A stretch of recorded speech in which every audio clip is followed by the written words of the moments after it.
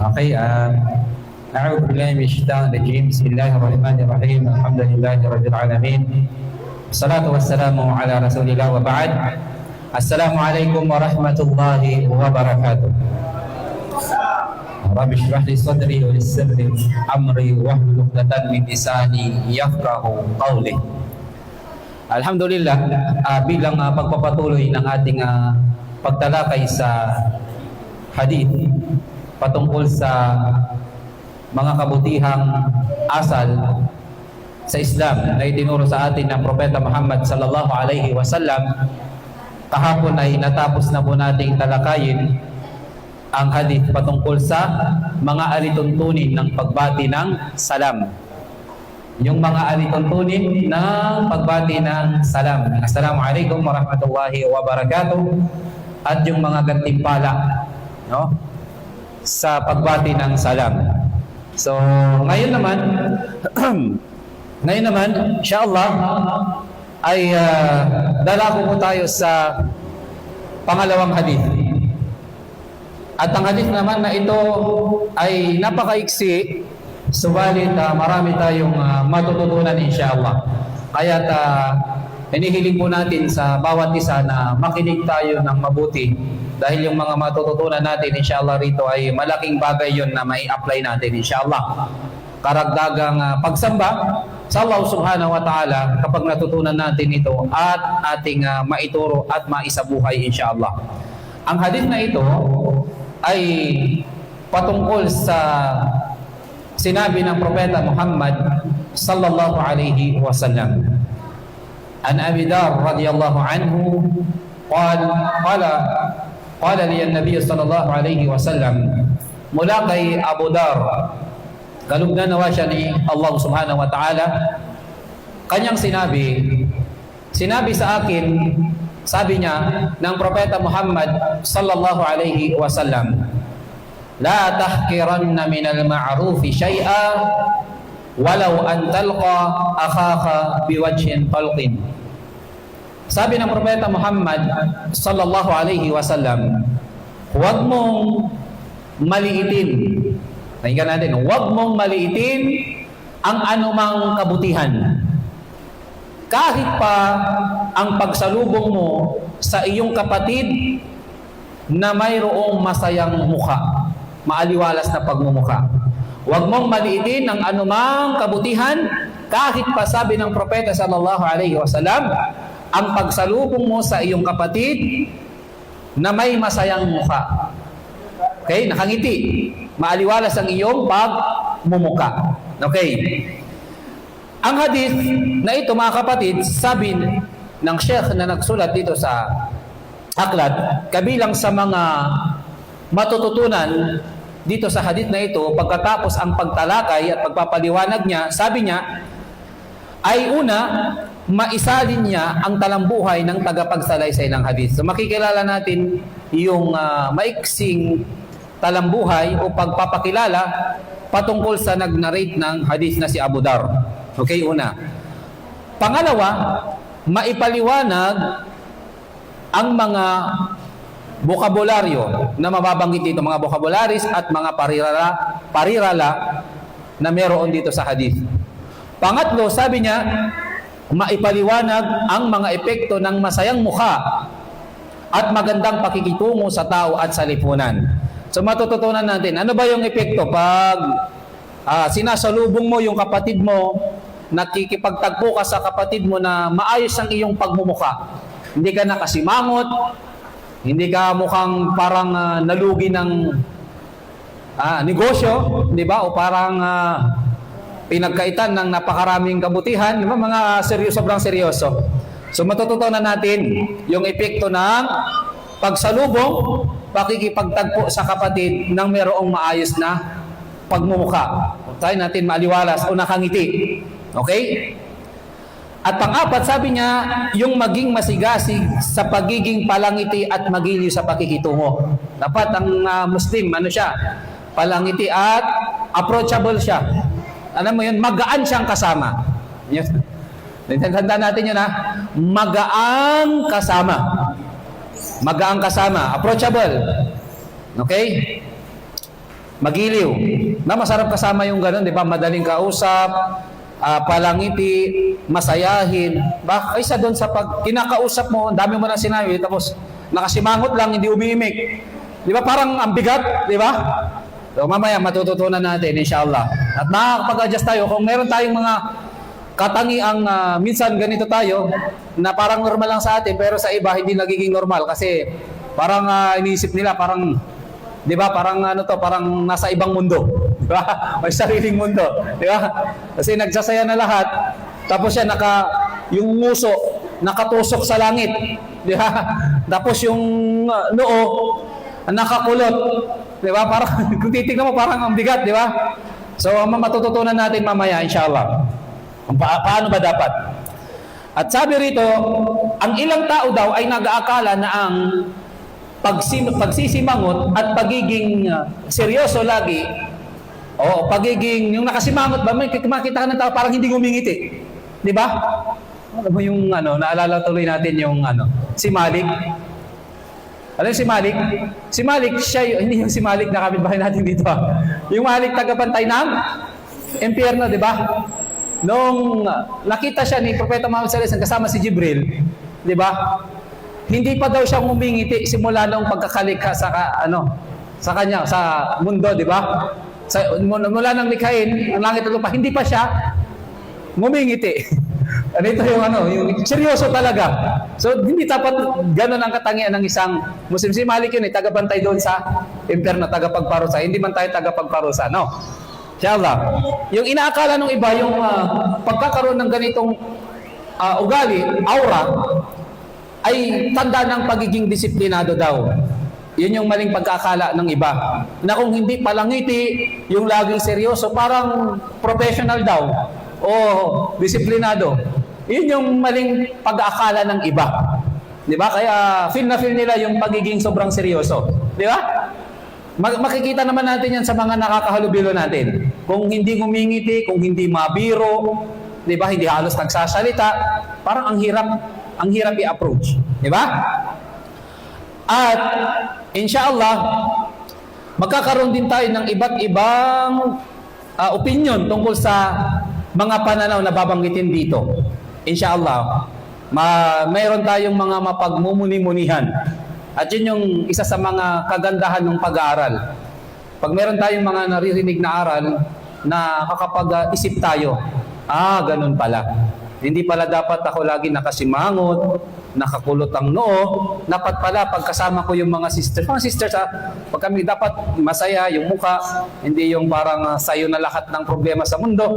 No? So, ganun dapat tayo. Pag may naririnig tayong mga paalala, meron tayong napag-mumuni-munihan sa ating sarili, inshallah. Okay. Sabi ng Propeta Muhammad sallallahu alaihi wasallam, nag-umpisa yung Sheikh sa pagbanggit ng hadith na binanggit ng Propeta sallallahu alaihi wasallam, tulad ng binanggit natin ng Abi Dar radhiyallahu anhu.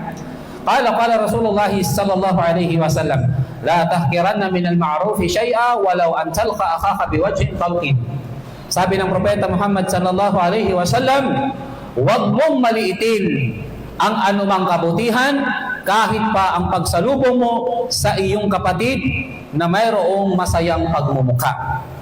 Kahit gaano kaliit sa paningin natin na kabutihan, ay huwag daw nating papaliwalain.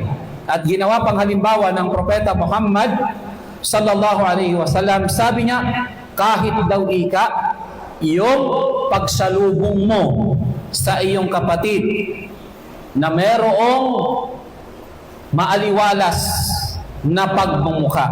Okay? Merong maaliwalas na pagmumukha. Paano ba yung maaliwalas na pagmumukha, Jamil? Sige nga. Paano ba yung maaliwalas na pagmumukha? Halimbawa, nakangiti. Masawis na lang. Paano ba? Papasok, halimbawa. Sige, para maano natin. Sige, Jamil, tayo ka. Tayo ka. Punta ka sa likod. Bali, bagong dating. Sige, labas ka muna saglit. Sige, doon ka muna. Ha? Siya yung artista natin. Sige. Papasok ka. I-apply mo nga yung natutunan natin, Jamil. Ano yung mga natutunan natin pagpapasok? Babati ng?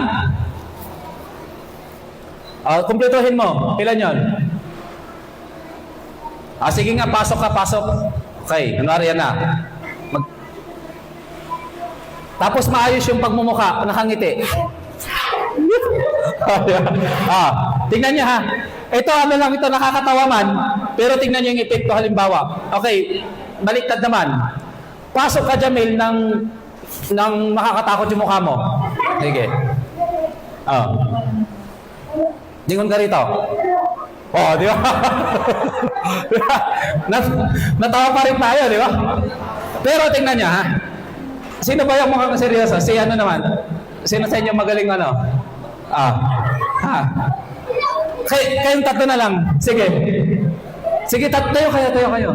Sige na, bismillah. Tayo. Sige. Sige, apat kayo, samahan mo sila, Jamil. Samahan mo ulit sila. By group, ha? Yung unang grupo, sinong partner? Itong ganitong gawain, hindi nyo ito makakalimutan, inshallah. Sige, tayo kayo. Ahmad, tayo. Mansur, tayo. Okay. Ano ba yung mga mukhang seryoso sa inyo? Nakakatawa kayo tingnan kasi. Okay. Kasama mo si, kunwari siya yung tatay mo, ha? Kunwari lang naman. Tapos si Ahmad, tapos yan. Okay. I-apply yung napag-aaralan natin. Magkasama si Ahmad. Huwag kayong natawa, at saka si Mansur. Sige, labas muna kayo. Magsasalam kayo, tapos maaliwalas yung mukha ninyo. Okay? Sige. Labas kayo, labas. Tingnan nyo. Tingnan nyo sila. Yung camera.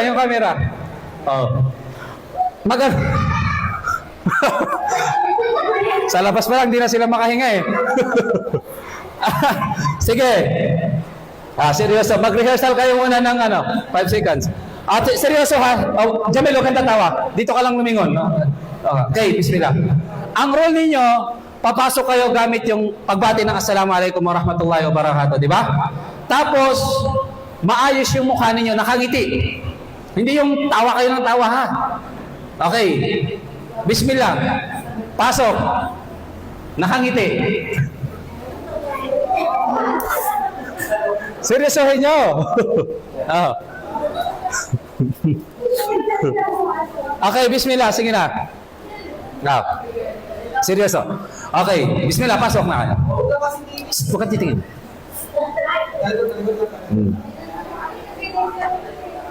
Okay, gumsala. Ngiti kayo. Yun na yun. Pilit na pilit eh. Diba? Pansinin nyo lang, pag nakangiti, pansinin nyo lang, kayo mismo, observe nyo. Sige, pasok kayo, huwag kayong tatawa mismo. Nakasimangot lang kayo, tapos nakaganon yung mata nyo. Sige, try nyo. Para ma-feel natin minsan yung aura natin pag lalapit tayo o darating tayo sa mga kapatid. Tingnan mo yung mukha. Baka ma-imagine nyo yung sarili, makita natin yung sarili natin. Jamil talaga. Okay, sige, mauna ka na lang, Ahmad. Seryoso, yung walang ngiti ha. Teka lang daw, time first daw. Sakit.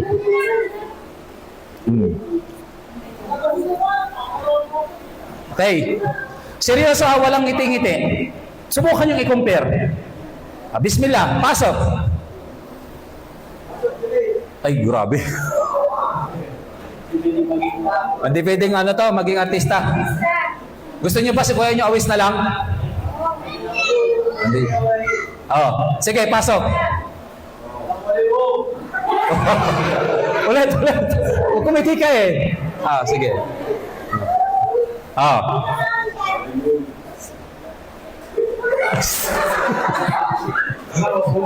Hala, maubos na yung oras natin. Bisa mo. Salam. Di ba? Okay, di ba? Okay na. Si Jamil. Ito tatawa. Okay na. Wala tayong matatawa. Okay. Di ba? Nakakatawa yung di ba? Pagsasadula. Pero pansinin nyo mismo. Balik na tayo sa reality. No? Pansinin nyo yung pumasok ng nakangiti. Di ba? Yung pakiramdam, imagine nyo seryoso talaga ha. Pag pumasok ng nakangiti, tulad nung una kanina, nakangiti, tapos masaya, ano yung pakiramdam natin? Di ba parang nahahawa tayo doon sa kasiyahan? Tama? Parang nahahawa tayo, parang ang sarap ng pasok niya. Okay? ang alwan, di ba? Ang alwan. Pero yung pangalawa, halimbawa, dumating sa pagtitipon. Masaya kayo, tapos, Assalamualaikum. Tapos hindi man lang humingiti, kung ba't nakaganyan. Tapos pag upo, nakasimangot, hindi nagsasalita. Kaya naka-cellphone na lang. Ganun lang. Ano ang pakiramdam ng mga dinatnan? Hindi yung sa mga sister dinatnan na. Di ba? Masaya kayo, tapos biglang ganun. Di ba parang ang sarap ng moment ninyo, ang saya. Tapos biglang may pumasok, nakasimangot, parang, di ba? Parang pati kayo matatahimik. Sis, okay ka lang? Di ba? Imbis na yung moment yung maganda, parang mayroon kayong pinroblema tuloy. Di ba? Di ba? Parang nakakahawa din yung malungkot na pagmumukha niya. Okay? Okay, dito tayo ngayon magmuni-muni. Tignan natin yung sarili natin. Alin sa dalawa tayo sa ting makakaharap natin yung mga kapatid? Yan na. Diyan napapasok yung pagmumuni-muni. Di ba? Si Awais, kanina pa tawa ng tawa, di ba? Nakaka-relate ata si Awais. Di ba? Realization. Alin doon sa dalawa tayo pabilang? Yung masaya?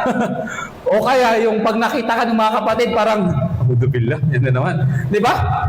Nakasimangot na naman. Alin? Di ba? Tumatawa tayo ngayon, pero sa totoo lang, di ba? So, yan yung sinabi ng Propeta Muhammad sallallahu alaihi wasallam. La tahkiranna minal ma'rufi shay'a walau an talqa akhaka biwajhin talqin. Wag ninyo, sabi niyang ipagkait ang kahit na napakaliit na kabutihan. Kahit sa pamamagitan lamang, sabi ng Propeta Muhammad sallallahu alaihi wasallam, ng pagsalubong ninyo sa inyong mga kapatid ng mayroong maaliwalas na pagmumukha. Okay? Mabuting pagmumukha. Sa Islam, marami tayong mga kabutihan.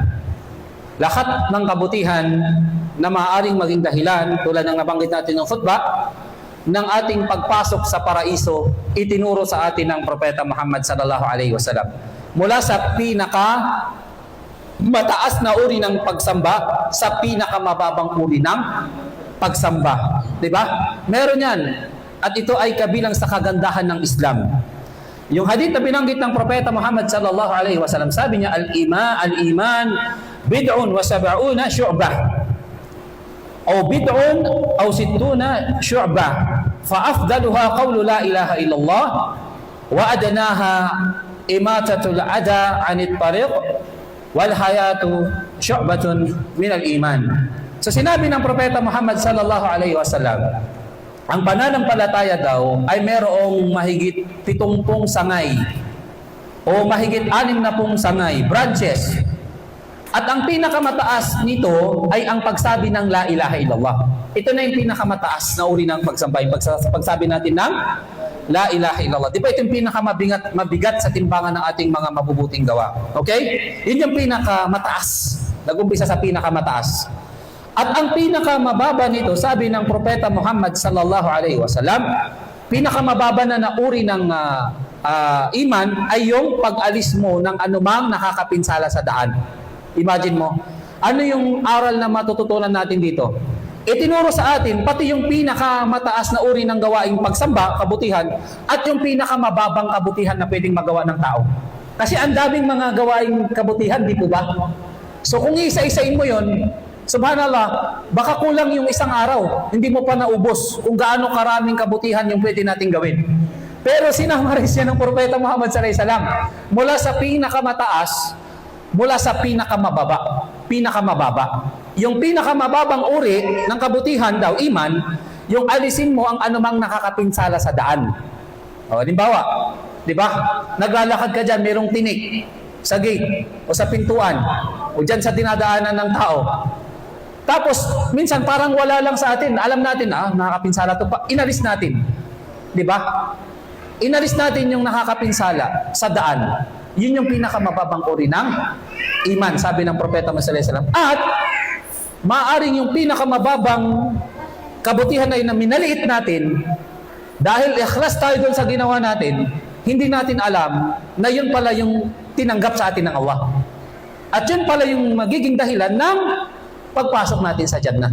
Possible ba yun? Opo. Kasi, ang tinitignan ng Allah subhanahu wa ta'ala yung ating niya. Lumalaki ang isang kahit maliit na pagsamba lang sa paningin natin, kahit simpleng gawain na pagsamba o simpleng kabutihan lang, lumalaki yan, sabi ng ating mga ulama, kung tayo ay naging sincero.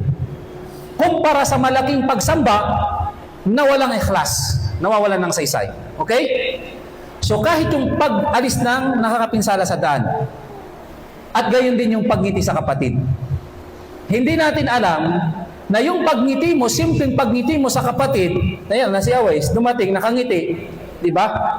Simpleng gawain, akala natin normal lang, pero pag yun na yung ano natin, yung kumbaga style talaga natin, yun na yung ugali natin, signature, kumbaga, na kapag makikita natin yung kapatid natin nakangiti, di ba?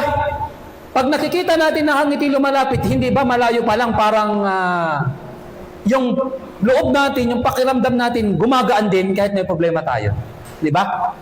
Sa kanya, simpleng kabutihan lang yun, nakangiti, pero doon pala sa tao, nanginitian niya, meron itong malaking epekto. Totoo po yun. Ikumpara nyo, doon sa isang tao na paparating na nakasimangot, tapos gumaganon pa yung mata, di ba? Mga ganon, di ba? Wala siya, di ba? Akala niya simple lang yun. Akala niya simple lang yun. Pero meron palang malaking epekto yun doon sa tao. Ano yung mga malaking epekto? Negatibong epekto. Maaaring mag-isip yung tao, may nagawa ba akong mali? Bakit ako sinimangutan ni sister? Bakit hindi siya kumikibo? Bakit parang ambigat? May mga ganong tao, di ba? Sabihin, hindi, ganito na kasi ako eh. Okay, kung ganyan ka, mag-adjust ka. Kasi meron ng katuruan ng Islam eh. Kaya nga ang Muslim, nagpapasakop tayo sa kung ano yung turo ng Islam. Hindi yung Islam yung mag-a-adjust kasi ganon yung ugali natin. Nakukuha po natin yung punto. Okay? So, yung pagngiti sa kapatid, hindi natin alam na nagdudulot yan ng saya doon sa damdamin nung niningitihan natin. At sabi ng Propeta Muhammad sallallahu alaihi wasallam, kullu ma'rufin sadaqah. Alam ba natin na lahat daw ika ng mga kabutihang ginagawa natin, isama nyo na yung pagngiti na yan. Ito ay matuturing na kabutihan. Sadaqah. Kullu ma'rufin sadaqah. Ang lahat ng ginagawang mabuti ng isang Muslim ay ito ay maituturing sa kanya bilang sadaqah. Okay? Bilang sadaqah. Okay, yung pangiti. Maliit na kabutihan, binabaliwala ng ilan na hindi nila alam na meron pala itong napakalaking epekto. Insyaallah. At yung napakaliit na kabutihan na yan, hindi natin na alam, yan pala ang magpapapasok sa atin sa paraiso. Ganon din, pinapaalala rin dito, sa bahay. Sa bahay. Yung mga asawa, naghahanap buhay. Tingnan natin. Napakaliit na, napakasimpleng salita pero ang daming aral. Yung mga asawa, yung mga kalalakihan, hindi ba sila yung maghapong naghahanap buhay? Tama, naghahanap buhay sila maghapon. Pagod. Pagod. Minsan, dahil hindi alam ng mga kababaihan yung katuruan na ito, nababaliwala nila kahit yung pagsalubong nila doon sa kanilang asawa ng masaya, nakangiti. Di ba? Imagine mo, yung lalaki, maghapong pagod. Minsan, dapat iniisip din natin yon. Maghapong nakabilat sa araw, naghahanap buhay, minsan nalilipasan nga ng gutom eh. Di ba? Iniisip niya yung uwi niya sa pamilya niya. Tapos, pag uwi niya, yung asawang babae, andun lang nagsiselfone, nakahilata. Pumasok yung asawa niya, parang wala. Parang normal lang. Di ba? Hindi man lang sinalubong gamit sa pamamagitan ng maayos na pagmumukha. O kaya nakangiti. Di ba sa mga kalalakihan? Kaya ang lalaki kasi hindi sila pala express ng emotion, di ba? Pero may epekto po yun mga sister. Merong epekto yun. Di ba? Pagpagod yung lalaki, tapos pagpasok niya ng kanyang bahay, sinalubong siya ng babae na kangiti, maaliwalas yung pagmumukha. Ganun ang mga asawa ng Propeta Muhammad sallallahu alaihi wasallam. Tanungin niyo yung mister ninyo. Ano yung epekto nun? Di ba parang nawala na lahat ng pagod? Di ba? Nawala nung lahat ng pagod. Kasi nakikita mo pa lang sa pinto, doon yung asawa mo, nakangiti. Maaliwalas yung pagmumukha, tapos pagpasok mo, di ba? Aasikasuhin ka na. Ititimpla ka ng kape, hindi na magtatanong kasi gusto niyo ng kape, mahilig ka sa kape, titimplahan ng kape, nakangiti, di ba? Anong gusto mong ulam, ganito, ganyan. Yung pakiramdam ng lalaki, parang wala siyang pagod na naramdaman. Oh. Kumpara ninyo, kasi pinag-aaralan natin, huwag niyong ipagkait ang kahit maliit na kabutihan, kahit sa pamamagitan lamang ng pagsalubong ninyo sa inyong kapatid, lalo na sa inyong mga asawa, di ba? Nang merong maaliwalas na pagmumukha. Di ba? Pagpasok mo nakangiti, yung asawa mo doon na, di ba? Tapos asikasuhin ka, di ba? Parang nawala yung pagod, di ba? Tama ba mga boys? Tama ba, brother? Oh, di ba? Siguro ganun si Brother Jamil, no? Alhamdulillah. Di ba? Kumpara po natin, inshallah. Sa halimbawa, pagod na nga yung asawa maghapon. Nag-construction halimbawa, nag-deliver, ano pa ba? Di ba? Nagtinda.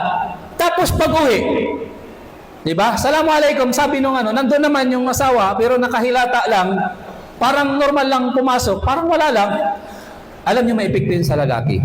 Totoo po. May epekto yun. Di ba? Ayaw lang ng away, pero parang sasabog minsan di ba? Ano ba to? Hindi man lang ako tinanong ng asawa ko, kamusta ka? Di ba? Kumain ka na ba? Di ba? Yung damit mo, baka natuyuan ka ng pawis. Ito yung damit. Minsan parang iniisip ng iba, parang ang corny naman, tagal-tagal na namin kasawa. Hindi po, ibada yun. Ibada. Napakalaking pagsamba sa Allah subhanahu wa ta'ala na paglingkuran ng babae yung kanyang asawa. Hindi ba nabanggit yung hadith? Sinabi ng Propeta Muhammad sallallahu alaihi wasallam, di ba? Kung ako lamang, sabi niya, ay merong karapatan na mag-utos na magsujud sa iba maliban pa kay Allah subhanahu wa ta'ala, ay inutusan ko na sana ang mga kababaihan na sila ay magsujud sa kanilang asawa dahil sa tindi ng karapatan nila sa kanila. Imagine? Pero pwede ba na utusan ng Propeta sallallahu alaihi wasallam magsujud ang babae o ang mga tao sa iba maliban kay Allah? Hindi. Pero yung aral doon, yung pagiging wajib talaga ng pagsunod ng babae sa kanyang asawa. Mas wajib pa nga kaysa sa pagsunod sa magulang Imagine, kung inutusan tayo halimbawa ng magulang natin, di ba? Susuwayin mo ba yung magulang sa kabutihan? No. Di ba? Napakalaking pagsambayan. Di ba? Pero pag sa poder ka ng asawa mo, pag may asawa, mas wajib pa yung pagsunod mo doon sa asawa mo. Kung ang kanyang pag-uutos ay hindi pagsuway kay Allah subhanahu wa ta'ala. Kaya minsan yung simpleng pag-uutos ng lalaki sa kanyang asawa, minsan kahit siguro abutan mo ako ng tubig, mas magalit pa. O kaya, kunin mo nga yung ganito, mas magagalit. Nako, napakalaking pagkakasala ito, di ba? So bakit tayo napunta dyan? Kasi siyempre, inuumpisahan natin ito mismo sa ating tahanan. Yung pag-apply, inshallah, ng hadith. No? Na, pagpapasok, ang asawa natin sa ating bahay, dapat ang babae, kabilang sa pamamaraan o kabilang sa dapat ugaliin niya, yung pagsalubong niya gamit yung maaliwalas na pagmumuka. Okay? Nakangiti siya. Huwag sasalubungin ng problema agad. Di ba? Kakapasok pa lang, seryoso na. Oh, sabi niya, dumating yung Shopee ko, wala pa akong pambayad. Ang tagal-tagal mo kasi. Di ba? Grabe naman, di ba? Di ba? Oh, dumating yung bill, napuputulan na tayo. Di ba? Wala pa tayong pambayad, di ba? Bago mo sabihin yung mga bigat ng mga problema na meron, salubungin mo muna yung asawa mo gamit ang maaliwalas na pagmumukha. So sana mai-apply natin ito sa bahay. At ganoon din siyempre yung lalaki. Hindi ibig sabihin na ikaw yung nagtatrabaho, ikaw yung nasa labas, pag-uwi mo ng bahay, ano ka na rin, kumbaga, hindi ka na rin humingiti. Napakaseryoso mo na rin. Parehas po yun, babae sa lalaki. Okay? Imagine mo, di ba? Ang sarap tignan, di ba? Naranasan nyo yun, di ba? Bago ka pa lang pumasok sa bahay, nakangiti ka na. Tapos nasa pintuan yung asawa mo, nakangiti rin. Di ba? Parang wala kayong problema. Masya Allah. Pero kung malayo pa lang, papalapit ka na, nakasimangot ka, nakasimangot din yung asawa mo, di ba? Parang pagdating mo ng bahay, muskila na agad. Di ba? Muskila. Problema na agad. So yan ay inshallah ma-i-apply natin sa unang-una sa ating pamamahay. Huwag nating maliitin kahit ang anumang kabutihan. Kahit sa tingin natin napakaliit pa yan, gawin natin. Kasi hindi natin alam kung alin dyan yung magiging kapakipakinabang sa atin, mas magiging kapakipakinabang sa kapwa natin, at mas mapapakinabangan natin doon sa kabilang buhay. Ngayon, ito. Kwento, magbabanggit tayo ng kwento na binanggit ng Propeta Muhammad sallallahu alaihi wasallam. Maliit na kabutihan na naging dahilan ng kapatawaran ng Allah at pagpasok sa Jannah. Ito yung halimbawa, kuhanan natin ng aral. Mayroong binanggit ang Propeta Muhammad sallallahu alaihi wasallam mula sa kwento ng Banu Israel. Malamang ang ilan sa atin napakinggan na ito. Sabi niya, meron daw isang tao na mula siya sa paglalakbay at nakaramdam siya ng matinding uhaw. So pag nakaramdam ng matinding uhaw, tapos wala kang mahanap na inumin, na ang hirap ng kalagayan na yun, di ba? Hanggang sa siya ay naghanap ng maiinom. At kinalaunan meron siyang nakitang ano? Balon. Okay? Meron siyang nakitang balon. At natuwa siya. Pumunta siya doon. Diba? Kumuha siya ng tubig. At nakainom siya. Okay? Pag-ahon niya doon sa balon, nakainom na siya, nakita naman niya ang isang aso. Oh. Umiikot din, naghahanap ng maiinom. At halos mamatay na rin itong aso na to sa uhaw. Di ba yun yung kalagayan niya noong una? Di ba naglakbay siya, naghahanap siya ng maiinom, wala. Mamamatay siya pag walang maiinom, di ba? Hanggang sa nakatago siya. Okay. Nung nakainom na siya, nakakyat na siya sa balon na yon, nakita niya yung aso. Umiikot daw sa paligid ng balon at halos mamatay na sa tindi ng uhaw. So, naramdaman niya, naawa siya doon sa aso. Aso lang yun.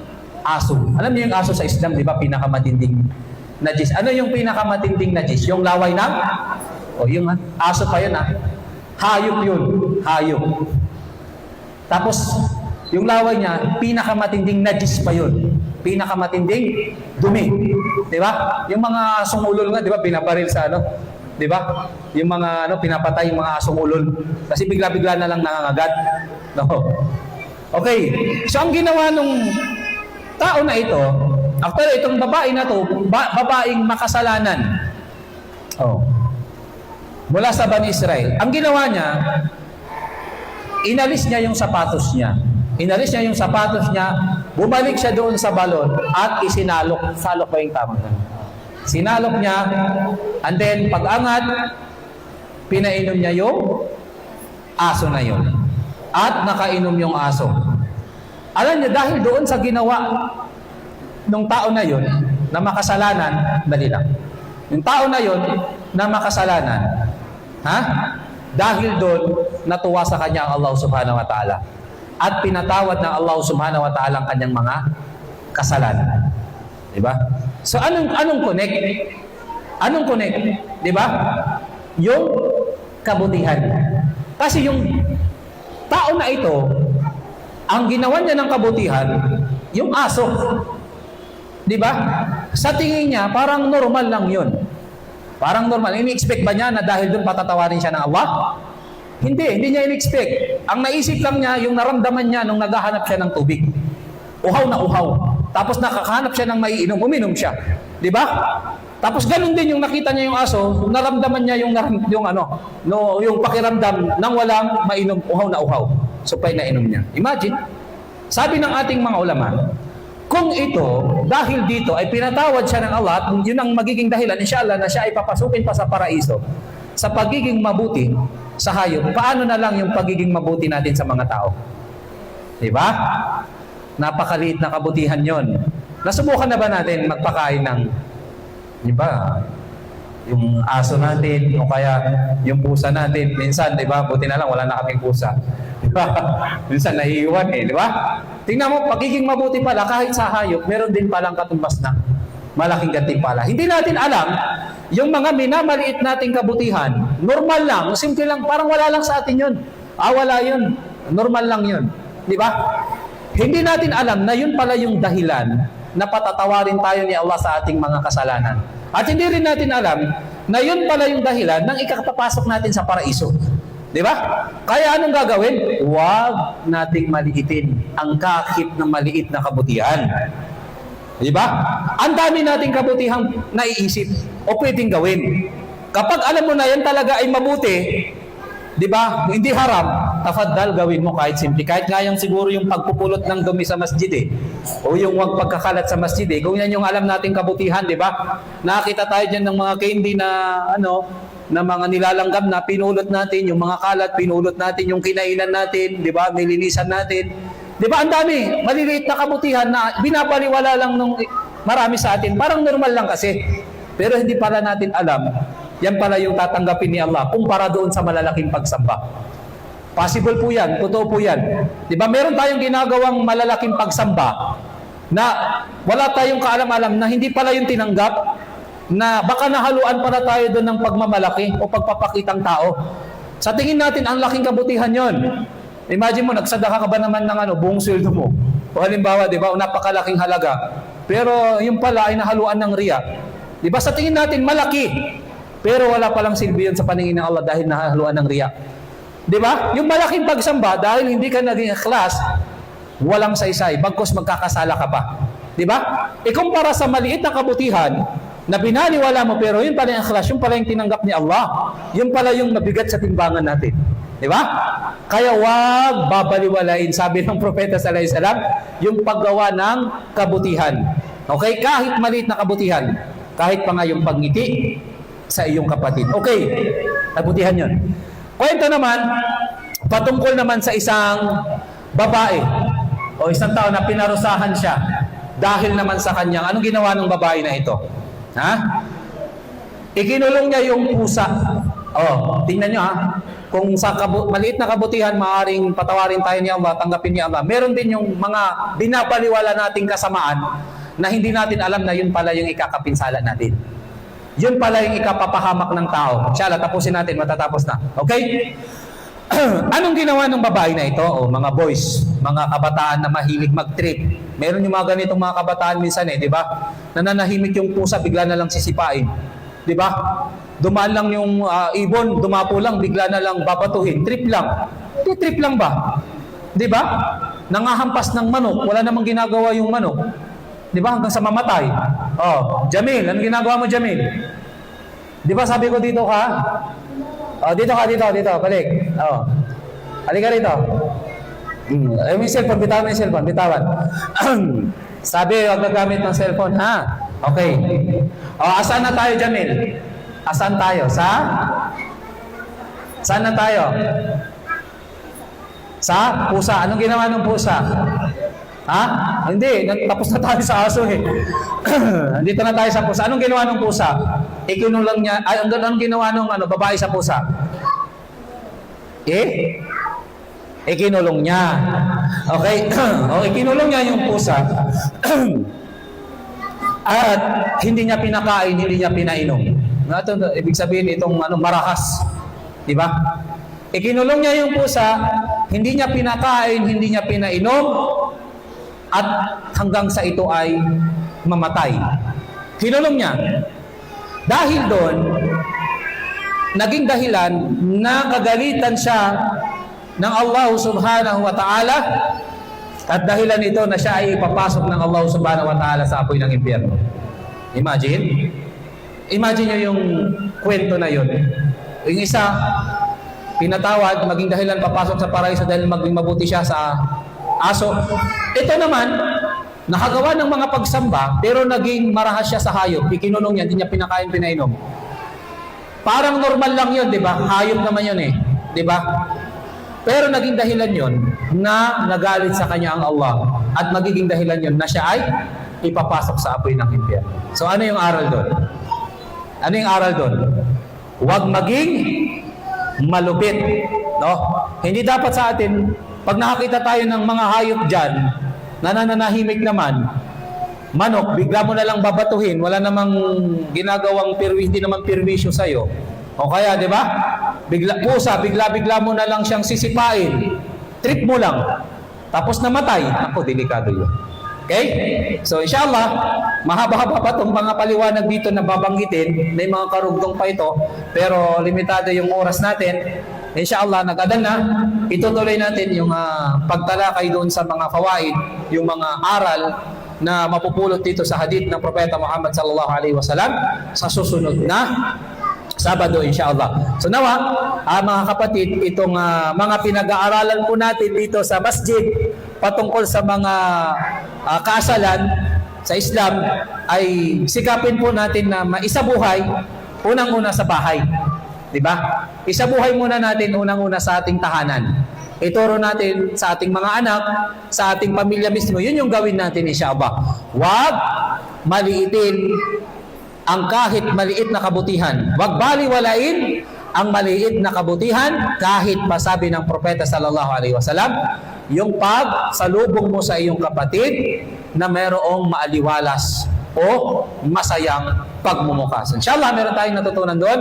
At dalangin natin kay Allah na yung mga natututunan natin ay maisabuhay natin at maglulot sa atin ng kabutihan dito sa mundo, higit lalo sa kabilang buhay. Amin. Subhanakallahumma wa bihamdik.